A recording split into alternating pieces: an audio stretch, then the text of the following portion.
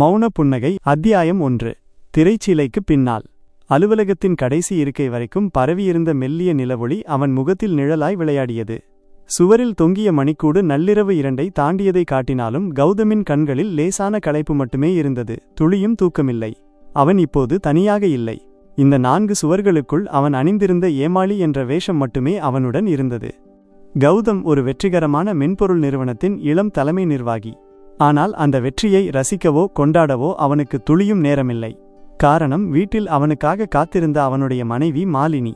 மாலினி அழகானவள், வசீகரமானவள், தன்னைத் தவிர வேறு எவர் மீதும் பிரியமில்லாதவள். அவள் கௌதமை நேசித்தாளா என்ற கேள்வியே பல சமயங்களில் அவனுக்குள் எழுந்து அடங்கும். இல்லை, அவள் நேசித்தது அவனது சம்பள அட்டையையும் அதை வைத்து அடையக்கூடிய ஆடம்பரமான வாழ்க்கையையும் மட்டுமே. கௌதமுக்கு தெரியும், மாலினி தன்னை ஒரு தேவைக்காக மட்டுமே பயன்படுத்திக் கொள்கிறாள் என்று. அவளுடைய ஒவ்வொரு அசைவிலும் பேச்சிலும் ஒரு சுயநலம் பின்னப்பட்டிருக்கும். ஆனால் அந்த உண்மையை அவன் ஒருபோதும் வெளிக்காட்டியதில்லை. அவனது உதடுகளில் எப்போதும் ஒரு மௌன புன்னகை குடிகொண்டிருக்கும். அது அவனுள் கொந்தளிக்கும் வலிகளையும் கோபத்தையும் இயலாமையையும் மூடிமறைக்கும் ஒரு முகமூடி. மாலினி அதை அவனது பலவீனமாக கருதி கொண்டாள். இவன் ஒரு கோழை, எதற்கும் எதிர்வினை ஆற்றமாட்டான், இவனை கட்டுப்படுத்துவது சுலபம் என்று மனதுக்குள் முடிவு கட்டினாள். கௌதம் தனக்கு தெரிந்தே அவளுக்கு அந்த சுதந்திரத்தை வழங்கினான். மாலினியின் சந்தோஷம்தான் தனக்கான நிம்மதி என்று நம்பினான், அல்லது நம்புவது போல் நடித்தான். தனது மனைவி சந்தோஷமாக இருந்தால் தன் தனிமை நிரப்பப்படும் என்று அறியாமலேயே ஏங்கினான். அந்த இரவில் அவன் தனது குளிர்ச்சியான காஃபி கோப்பையை பிடித்துக்கொண்டு அமர்ந்திருந்தான்.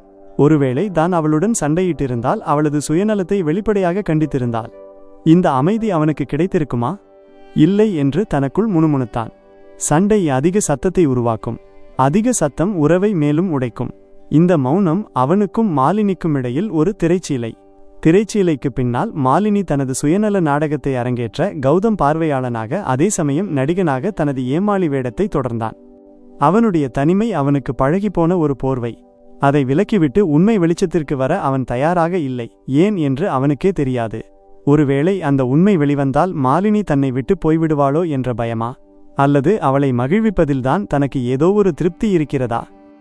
அவன் எழுந்தான். அலுவலக விளக்குகளை அணைத்துவிட்டு வீட்டிற்கு புறப்பட்டான். வெளித்தோற்றத்துக்கு அவன் ஒரு வெற்றியாளன்.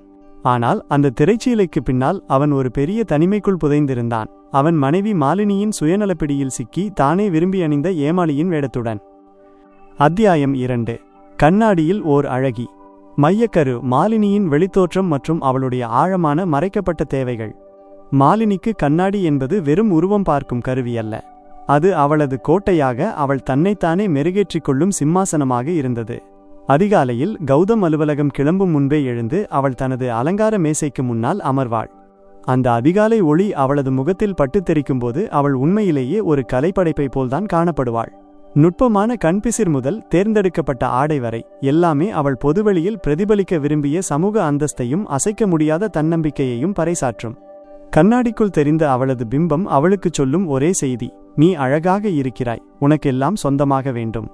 ஆனால் இந்த கவர்ச்சியான வெளித்தோற்றத்துக்கு அடியில் ஒரு ஆழமான வெற்றிடம் இருந்தது. சிறு வயதிலேயே சமூகத்தில் அங்கீகாரம் பெறவும் புறக்கணிக்கப்படக்கூடாது என்ற அச்சத்தின் விளைவாகவும் அவள் தன்னை சுற்றியுள்ளவர்களைப் போலவே பொருளாதார வலிமை வேண்டும் என விரும்பினாள். அவள் தனது வாழ்க்கையை மற்றவர்களுடன் ஒப்பிட்டாள். அக்கம் பக்கத்தினர் வாங்கும் சொகுசு கார்கள், அவர்கள் அணிந்திருந்த தங்க நகைகள், வெளிநாட்டு பயணங்கள், இவையே அவளது இலக்குகளாக இருந்தன. அவளுடைய அழகு அவளுக்கு ஒரு ஆயுதம். அவளது புன்னகை ஒரு விற்பனை உத்தி. இதை வைத்தே அவள் கௌதமை வசப்படுத்தினாள், இப்போதும் வசப்படுத்தி வருவதாக நம்பினாள். அவளது ஆழமான தேவை அன்போ அரவணைப்போ அல்ல, மாறாக நிரந்தரமான பாதுகாப்பு மற்றும் ஆடம்பரத்தை உறுதி செய்யும் பொருள்தான். அன்று காலை அவளது கருப்பு நிறச் சேலைக்கு ஏற்ற ஒரு தங்க டாலரை தேர்வு செய்து கொண்டிருந்தாள். கௌதம் அறைக்குள் நுழைந்தான். அவன் எப்போதும் போல் அவசரமின்றி லேசான புன்னகையுடன் இருந்தான்.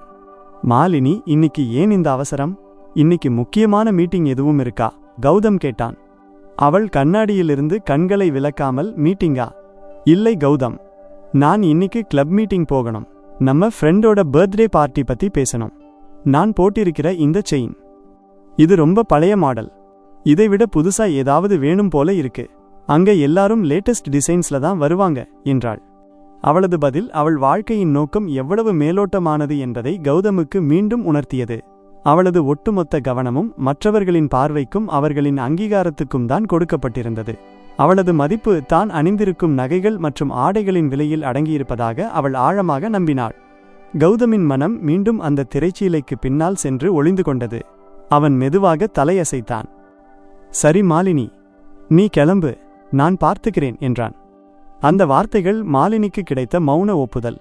அவன் தன் தேவைகளை ஒருபோதும் கேள்வி கேட்க மாட்டான், தனது ஆடம்பர செலவுகளுக்கு ஒருபோதும் மறுப்பு தெரிவிக்க மாட்டான் என்ற உறுதி அவளுக்கு கிடைத்தது. கண்ணாடியில் தெரியும் அவளது பிம்பம் மேலும் புன்னகைத்தது. அது வெற்றிகரமான ஒரு சுயநல புன்னகை. ஆனால் அந்த புன்னகைக்கு பின்னால் ஒளிந்திருந்த அவளது நிறைவேறாத ஆசைகளும் சமூக ஒப்புதலுக்கான ஏக்கமும் கௌதமின் கண்களுக்கு மட்டும் தெளிவாக தெரிந்தது. அவள் கண்ணாடி முன் அமர்ந்து தனது கைகளில் இருந்த வைர மோதிரத்தை ரசித்துக் கொண்டிருந்தாள். அவள் அழகிதான், ஆனால் அவளது அழகு தேவைகளால் பின்னப்பட்டிருந்தது. அவள் அந்த தேவைகளை அடைய கௌதமின் பணத்தை தவிர வேறு எதையும் பயன்படுத்த தயங்கவில்லை. அத்தியாயம் 3. சுவரின் ஊசலாட்டம். மையக்கரு கௌதமின் தொழில் மற்றும் நிதி நெருக்கடிகள். மாலினியின் அதிகரித்து வரும் ஆடம்பர செலவுகள். கௌதமின் அலுவலக அறையில் பளிங்கு போன்ற மேசைக்கு மேல் போடப்பட்டிருந்த நீல நிற வரைபடங்களில் அவனது நிறுவனத்தின் எதிர்காலம் வரையறுக்கப்பட்டிருந்தது. அவன் தலைமை நிர்வாகிதான், ஆனால் நிஜத்தில் அவன் ஒரு கயிற்றின் மேல் நடப்பதைப் போன்றே உணர்ந்தான். கடந்த 6 மாதங்களாக தொழில்நுட்பத் துறையில் ஏற்பட்ட திடீர் மாற்றங்களும் சர்வதேச போட்டிகளும் அவனது நிறுவனத்தின் நிதி நிலைமையை ஃபைனான்ஷியல் ஹெல்த் ஒரு பெரும் அச்சுறுத்தலுக்கு உள்ளாக்கியிருந்தன. நிறுவனத்தின் புதிய தயாரிப்புக்கான ஆராய்ச்சி மற்றும் மேம்பாட்டுச் செலவுகள் R மற்றும் D எதிர்பார்த்ததை விட அதிகரித்திருந்தன. மேலும் ஒரு பெரிய ஒப்பந்தம் கைநழுவி போனதால் நிறுவனத்தின் கையிருப்பு பணம் கேஷ் ஃப்ளோ வேகமாக சுருங்கத் தொடங்கியது. கௌதமுக்கு தெரியும், இந்த சுவரின் ஊசலாட்டம் இன்னும் ஒரு சில மாதங்களுக்கு நீடித்தால் நிறுவனம் கடுமையான நிதி நெருக்கடியை சந்திக்கும் என்று. அவன் இரவும் பகலும் உழைத்தான். தனது சொந்த வங்கி கணக்கிலிருந்தும் நிறுவன முதலீடுகளுக்காக பணத்தை எடுத்து பயன்படுத்த தொடங்கினான். ஆனால் மறுபுறம் வீட்டிலிருந்த மாலினியின் உலகம் வேறுவிதமாக இருந்தது. அவளுடைய ஆடம்பர செலவுகளின் வேகம் கௌதமின் தொழில் நெருக்கடியின் வேகத்தை விட அதிகமாக இருந்தது. சமீபத்தில் அவள் தனது நண்பர்களுடன் வெளிநாட்டு பயணத்துக்கு திட்டமிட்டாள். அலுவலகத்தில் தலைவலியில் ஆழ்ந்திருந்த கௌதமுக்கு மாலினியிடமிருந்து ஒரு குறுஞ்செய்தி வந்தது. அது ஒரு விலையுயர்ந்த தோல்பையின் டிசைனர் ஹேண்ட்பேக் புகைப்படமும் அதன் 5 இலக்க விலை குறியீடும் பிரைஸ் டேக் அடங்கிய ஒரு செய்தி. மாலினி, இந்த பேக் ரொம்ப அழகா இருக்கு கௌதம். இந்த லேட்டஸ்ட் கலெக்ஷன் இப்பதான் வந்திருக்கு. பிரியங்காவும் வாங்க போறாளாம். எனக்கு இது இப்போதே வேணும். கௌதமின் கண்கள் அந்த பையின் விலையை பார்த்து ஒரு கணம் நிலை குத்தின. இந்த சமயத்தில் இந்த செலவு மிகவும் தேவையற்றது. ஒரு சாதாரண பண மேலாளன் என்றால் இல்லை, இப்போதைக்கு சாத்தியமில்லை என்று உடனடியாகச் சொல்லியிருப்பான். ஆனால் கௌதம் அப்படிப்பட்டவன் இல்லையே. அவன் தனது மௌன புன்னகையின் பின்னணியில் மறைந்திருந்தான். அவன் மாலினியிடம் தன் நிறுவனத்தின் நிதி நெருக்கடி பற்றி ஒரு வார்த்தை கூட பேசியதில்லை. ஏன்? அவன் அவளது மகிழ்ச்சியை குலைக்க விரும்பவில்லை. தான் கஷ்டப்பட்டு சம்பாதிக்கும் பணம் அவளது ஆசைகளை நிறைவேற்றுவதை தடுக்கிறதே என்ற எண்ணம் அவனுக்கு துயரத்தை கொடுத்தது. அவன் தனது மனதுக்குள் 2 உலகங்களை பிரித்து வைத்திருந்தான். 1. தொழில் உலகம். நெருக்கடி, நஷ்டம், நிச்சயமற்ற தன்மை. 2. வீட்டு உலகம். மாலினியின் ஆசை, ஆடம்பரம், அவளது எதிர்பார்ப்புகள். 2 உலகங்களுக்கும் இடையிலிருந்த அந்த சுவர்தான் ஊசலாடிக் கொண்டிருந்தது. ஒருபுறம் தனது நிறுவனம் பிழைக்கப் போராட, மறுபுறம் மாலினி தேவையற்ற செலவுகளை தூக்கி கூரை மீது போட்டுக்கொண்டிருந்தாள். அவன் ஒரு ஆழ்ந்த பெருமூச்சு விட்டான். அவனது விரல்கள் தானாகவே வங்கி கணக்கு தகவலை தட்டச்சு செய்தன. கணக்கின் இருப்பு குறைந்து கொண்டே வந்தது. அவன் மனதுக்குள் மாலினியின் மகிழ்ச்சியான முகத்தை கற்பனை செய்து கொண்டான். அது அவனுக்கு ஒரு சிறிய ஆறுதலை அளித்தது. இந்த ஏமாளியின் வேடத்தை தொடர ஒரு சிறிய காரணத்தை கொடுத்தது. சரி மாலினி, நான் ஆர்டர் செய்யச் சொல்கிறேன். சந்தோஷமாயிரு என்று கௌதம் பதில் அனுப்பினான். மாலினியின் ஒரு வினாடி சந்தோஷத்துக்காக தன் உழைப்பையும் தனது நிறுவனத்தின் ஸ்திரத்தன்மையையும் அவன் பணயம் வைத்துக் கொண்டிருந்தான். நிதி நெருக்கடியின் சுமை அவன் முதுகில் கனக்க மாலினியின் ஆடம்பரச் செலவுகள் அந்த கயிற்றின் ஊசலாட்டத்தை மேலும் அதிகப்படுத்தியது.